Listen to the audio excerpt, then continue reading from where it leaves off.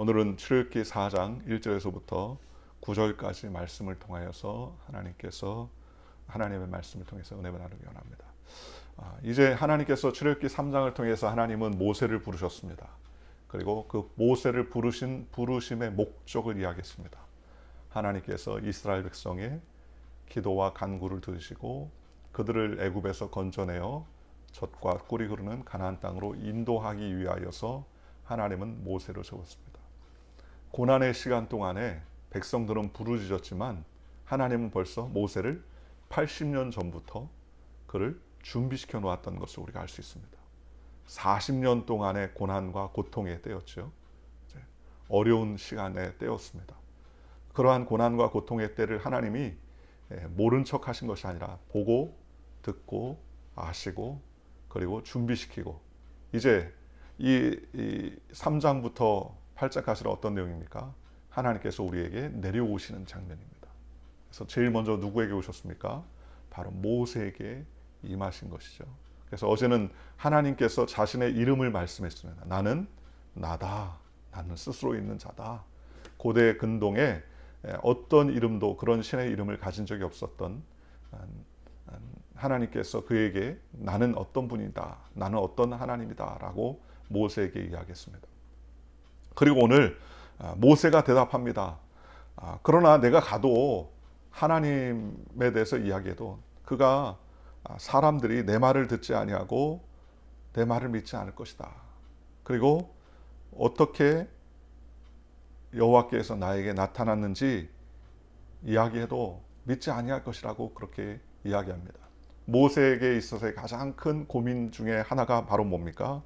그것이 바로 하나님의 역사하심을 자신도 믿을 수 없을 뿐만 아니라 주변의 사람들도 인정하지 않을 거라는 것이죠. 그러니 괴로워하는 것입니다.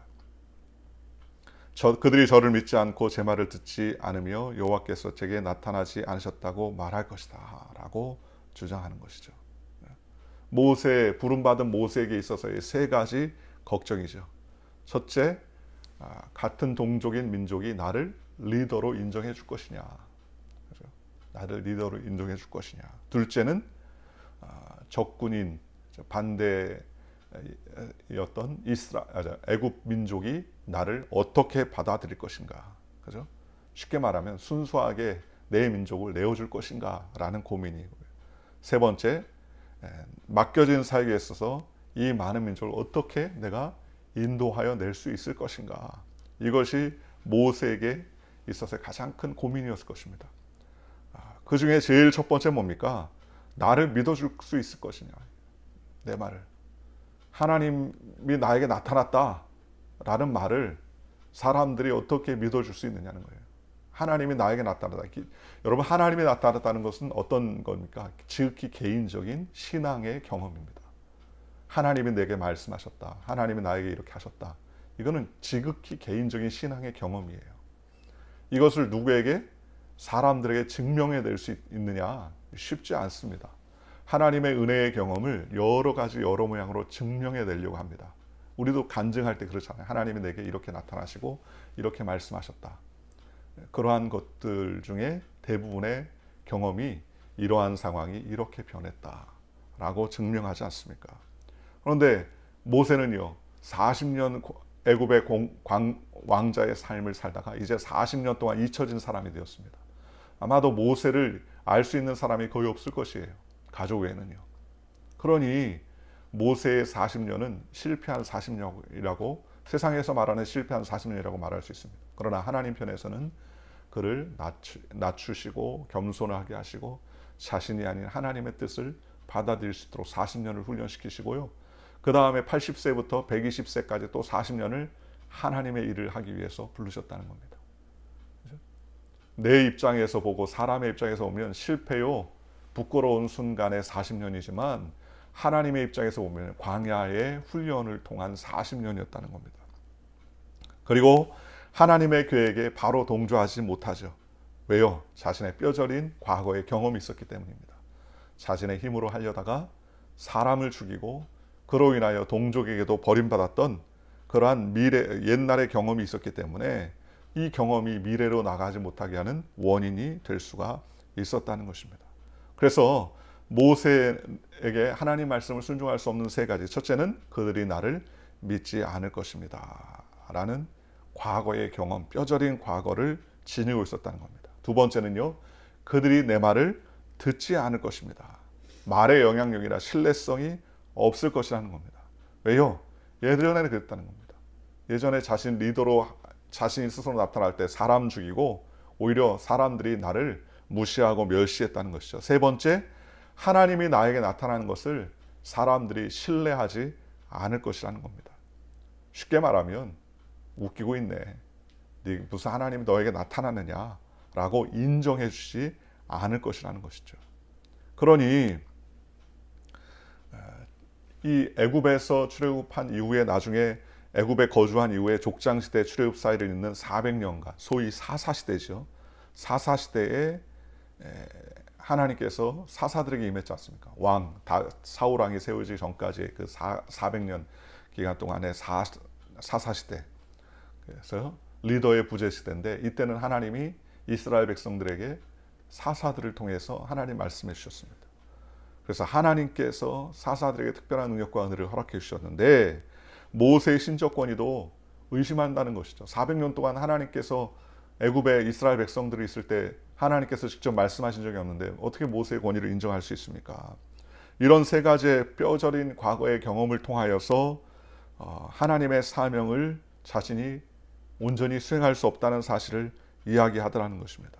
그때 하나님께서는 모세에게 이와 같은 고민을 해결해 주시는 것입니다.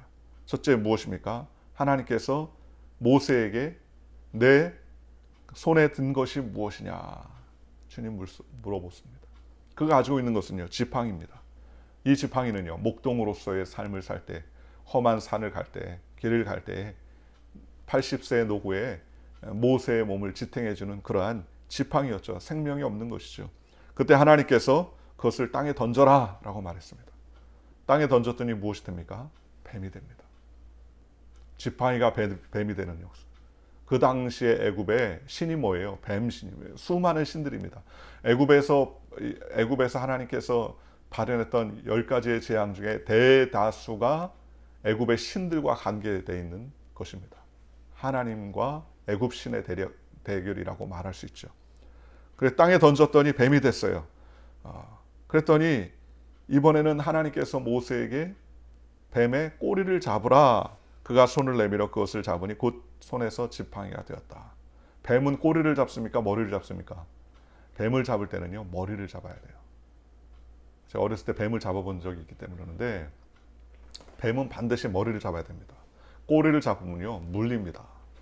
그래서 여러분도 혹시 나중에 TV나 아니면은 여러 가지 그 기타 뱀을 컨트롤하는 그러한 영상이나 이런 것들을 잘 유심히 보면 뱀은 꼬리를 잡거나 몸통을 잡는 것이 아니라 머리를 잡아서 제압을 해야 됩니다.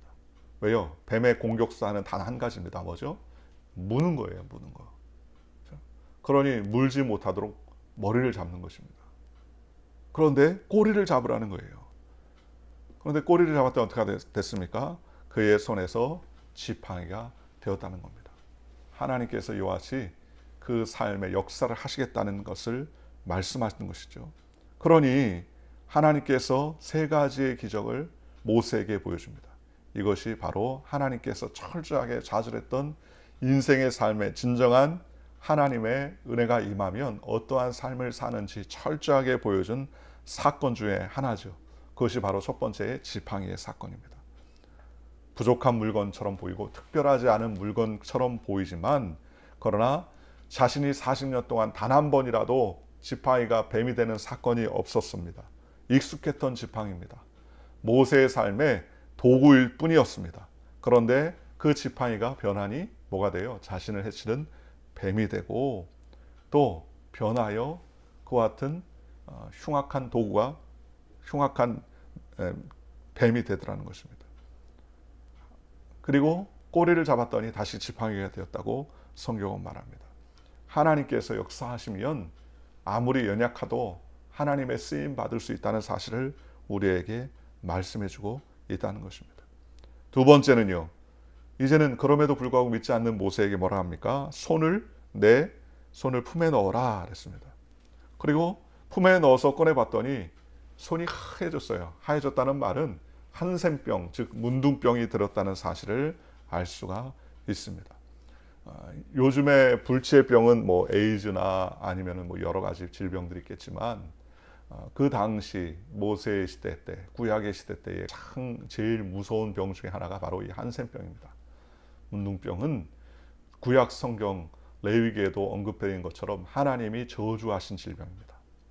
구원받기 어렵습니다. 그러니 하나님의 저주받은 이 질병을 얻게 되면 모든 사회 활동이 끊어지고요. 가족에게서도 버림을 받게 됩니다. 그런데 품에 자신의 손을 넣었다가 꺼냈더니 어떻게 합니까? 불치의 병이라고 인정되는 저주의 표인 문둥병이 자신의 손에 발하였다는 사실을 알게 됐다는 겁니다. 쉽게 말하면 인정을 받거나 존경을 받기는커녕 혐오하고 저주받을 질병이 자신에게 임한 것이라는 겁니다. 환자와 건강한 사람의 차이는요, 단 한 가지예요. 한순간이죠. 그럴 때 하나님께서 뭐라 합니까? 다시 그 손을 품에 넣어라 그랬습니다. 그리고 그 말씀에 따라서 손을 품에 넣었다가 다시 빼니 어떻게 됩니까? 바로 정상적인 모습으로 하나님께서 그를 깨끗게 해주셨다는 겁니다. 그리고 세 번째 기전은 무엇입니까? 그것은 바로 하수를 조금 취하여 육지에 부어라 라고 말했습니다. 작은 일이죠. 그래서 물을 조금 떠다가 육지에 부었습니다. 그랬더니 그 물이 피가 되는 역사가 있었다고 성경은 말합니다. 나일강은 애굽 산업의 교통의 중심입니다. 그죠? 중추였어요. 나일강. 애굽이 그렇게 번창할 수 있었던 것이 나일강의 범람 아닙니까? 나일강에서 해마다 이 범람함으로 말미암아 아주 영양 많은 물줄기가 온 농토를 갖다가 적시고 그리고 수많은 곡식들이 풍족하게 열매 맺을 수 있었던 것들이 바로 나일강이었습니다. 그러니 애굽의 생명의 젖줄이 바로 뭐예요? 나일강이라는 겁니다. 그러니 그들이 섬겼던 신 중에 하나가 오시리스 신이 있어요. 오시리스 신이라는 것은 뭐냐면 나일강 신입니다. 나일강 신. 그죠? 그래서 그들이 섬기는 태양신, 오시리스 신, 뭐 이런 신들이 있는데 그들의 천혜의 자연 환경을 준 그러한 신들에게 감사했다는 거예요. 그래서 나일강의 생명수 오시리스 신이라고 그들이 섬겼는데 그 물을 갖다가 떠다가 하수에 부었더니 어떻게 돼요? 피가 되었다는 겁니다. 그죠? 쉽게 말하면 하나님께서 얼마든지 애굽의 생명의 젖줄 나일강 물도 파괴와 죽음의 상징으로 변화시킬 수 있다는 사실을 보여준 것이죠. 그죠? 그러니 하나님이 모세에게 대답합니다. 내 손에 든 것이 무엇이냐? 하나님 질문하죠. 하나님께서 모세에게 기가 막힌 능력을 장착시켜 줬습니까? 아니에요. 하나님께서 돈 주고 명예 주시고 뭐 주고 아니면은 없었던 힘을 주고 아니면은 모세의 나이를 80에서 한 40 정도로 확 깎아 주시고 그렇게 해 주신 것이 아니라는 것입니다. 오히려 모세에게 있어야 하찮은 지팡이, 별것 아닌 그 지팡이를 통하여서 그 지팡이가 사람을 살릴 수도 있는 지팡이 혹은 사람을 해칠 수도 있는 지팡이가 될 수 있다는 사실을 깨닫게 하셨습니다. 그 지팡이를 놓는 순간 뱀이 되기도 하고 그 뱀의 꼬리를 잡는 순간 지팡이가 되기도 했습니다. 또 그 지팡이를 들고 있었던 한 손이 품에 집어넣었다가 빼었더니 한센병이 들기도 하고 또 정상적인 삶을 사는 사람의 손이 되기도 하더라는 것입니다. 또 그 손으로 하는 일들이 나일강 물을 피의 물로 생명의 물이 죽음의 피의 물이 피가 될 수밖에 없다는 사실을 하나님께서 보여주셨다는 것입니다. 이 모든 것이 어떻게 일어난 겁니까? 하나님이 모세와 함께 할 때 일어났다는 겁니다. 내가 어떻게 하나님 만났습니까? 하나님 어떻게 나에게 임했냐고 사람들이 물을 때 내가 어떻게 증명할 수 있습니까? 그런데 모세가 손을 넣었다 빼니까 문둥병이 발하고요. 지팡이를 던졌더니 뱀이 되고요. 하수를 부었더니 피가 되는 역사가 있었습니다. 이것이 다 한 가지 이유였습니다. 그것은 하나님이 모세와 함께 하였기 때문이라는 것입니다. 목적은 무엇을 보여주는 목적이 아니라 모세에게 하나님이 함께하고, 즉 하나님이 모세를 사용하시겠다는 결단이 맞아 하나님은 모세의 연약함을 통하여서도 하나님께서 역사하시더라는 것입니다. 오늘 하나님은 우리를 사용하기를 원하십니다. 어떻게 사용하십니까? 내 손에 든 것을 가지고 사용하시더라는 겁니다. 그래서 우리에게 말씀하십니다. 하나님, 내가 어떻게 하길 원합니까? 우리가 물어볼 때 하나님께서는 우리에게 물어보시죠. 오히려 내 손에 든 것이 무엇인가? 나에게 없는 것을 통해서 하나님 역사하시는 건 아닙니다. 오병이어의 사건도요, 어떻게 역사하셨습니까? 갑자기 하늘에서 물고기가 볼떡이 떨어졌나요? 아닙니다. 어린아이에 들려있던 작은 도시락이 그 손에서 주님의 손으로 옮겨졌을 때에 그 일로 인하여서 5천 명이 넘었고도 12강주리의 놀라운 역사가 일어나는 그러한 현재 진행의 놀라운 기적이 일어났던 사실을 우리가 알 수 있습니다. 내 손에 든 것이 무엇이냐? 사렙다 가부에게 주님께서 물었죠. 3년 반 동안에 가뭄 가운데 이제 마지막 먹고 죽으려고 계획했던 것, 그때 선지자가 사렙다 가부에게 물어봤던 것, 내가 가지고 있는 것이 무엇이냐라고 물어봅니다. 그랬더니 기름 조금과 밀가루 한 줌 외에는 아무것도 없습니다. 밀가루 조금, 기름 조금, 그것이 무엇을 살릴 수 있는 그러한 능력의 그러한 물질은 아니지만 하나님께서 선지자를 통하여서 내 손에 든 것으로 공개하라 명령하고 그것을 아낌없이 공개했을 때 그는 3년 반 동안의 가뭄 가운데서 그의 밀가루통이 끊어지지 아니하고 기름병의 기름이 끊어지지 않는 기적의 놀라운 역사, 가치 변화의 역사가 일어나게 되더라는 것입니다. 오늘 저와 여러분도 마찬가지입니다. 우리의 손에 든 것을 찾는 거예요. 골리앗을 죽였던 다윗의 삶 속에서도 하나님께서는 골리앗에게 능력을 주지 않습니다. 하나님께서 다윗에게 무슨 특별한 능력을 준 것은 아니었지 않습니까? 사울이 골리앗을 상대하는 다윗에게 투구도 입혀주고 그리고 여러 가지 군장도 입혀주고 칼도 쥐어줘도 불편해서 사용할 수 없었습니다. 다 벗고 어떻게 했어요? 그는 물매와 조약돌 5개를 들고 나갔습니다. 익숙한 그것을 통하여서 하나님께서 역사에 주시더라는 것입니다. 모세의 손에 40년 동안 들렸던 무심코 들렸던 마른 막대기가 민족 해방의 놀라운 역사로 사용하게 되더라는 것입니다. 오늘 우리의 삶도 마찬가지입니다. 하나님이 우리를 어떻게 사용하십니까? 내가 복권에 당첨되면 하나님 주님의 나라를 위해서 헌신하겠습니다. 천만의 말씀이에요. 하나님은 그렇게 역사하지 않으시고요. 내가 가지고 있는 작은 것, 내가 붙들고 있는 작은 것, 보잘것없는 그것을 통하여서 하나님께서 기적과 은혜를 사용하시게 되더라는 것입니다. 내 손에 들려있는 것은 가치가 없는 것이지만 그 손에 들려진 것에 하나님의 임재가 임하는 그 순간 놀라운 사역의 도구로, 하나님의 놀라운 역사의 도구로 주님께서 사용하게 되시더라는 것입니다. 그러니 오늘 저와 여러분이 하나님께서 모세가 부르셔서 그를 사용해 주신 것처럼 오늘 우리의 손에 들어있는 것, 내가 가지고 있는 것이 무엇인가 살펴보고 믿지 못하는 자리가 아니라 믿는 자의 자리에 달려가는 저와 여러분들 되시기를 주님의 이름으로 축원합니다.